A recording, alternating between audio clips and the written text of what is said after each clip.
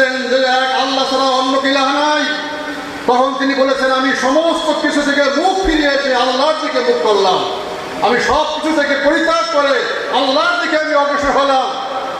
তাহলে বাংলাদেশে থাকা অবস্থায় হজ করার আগে আমার আপনার জিন্দেগিতে যেই চরিত্র ছিল, স্বভাব ছিল, যে ত্রুটি ছিল, ভুল ছিল, সব কিছু ওখানে দাফন করে এসেছি।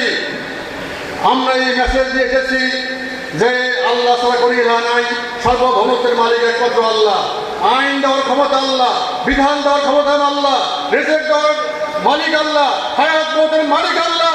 অতএব সে আল্লাহ ছাড়া পৃথিবীর অন্য কারো আইন মানি না। কথা ঠিক কিনা জোরে বলেন। ইনিল হুকমু ইল্লা লিল্লাহ, আমার আল্লাহ তা'বুদু ইল্লা ইয়্যা। আল্লাহ হুকুম করেছেন, আল্লাহর হুকুম ছাড়া, বিধান ছাড়া কারো বিধান মানা যাবে না। একমাত্র আল্লাহর গোলামি করতে হবে। আল্লাহ লাহুল খালকু ওয়াল আমরু, সৃষ্টি যার, বিধান চলবে তার। অতএব একজন পূর্ণাঙ্গ মুসলমান হিসেবে সমস্ত আইন মেনে চলতে হবে, আল্লাহর সমস্ত বিধান মেনে চলতে হবে। কোরআনের সূরা ফাতিহা থেকে নাস পর্যন্ত আল্লাহ যা বলেছেন সব মানতে হবে। রাসূলের আদর্শ তরিকা অনুযায়ী জিন্দেগি গড়ে তুলতে হবে, তাহলেই জান্নাত পাওয়া যাবে।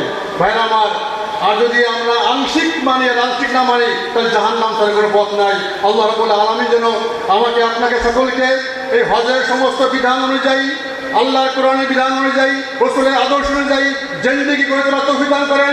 ব্যক্তি, পরিবার, সমাজ, রাষ্ট্র ইসলামের বিধান মোতাবেক চলতে পারে আল্লাহ রাব্বুল আলামিন সেই তৌফিক দান করে বলেন আমিন। ওয়া মা আলাইনা ইল্লাল বালাগ। আসসালামু আলাইকুম ওয়া রাহমাতুল্লাহ।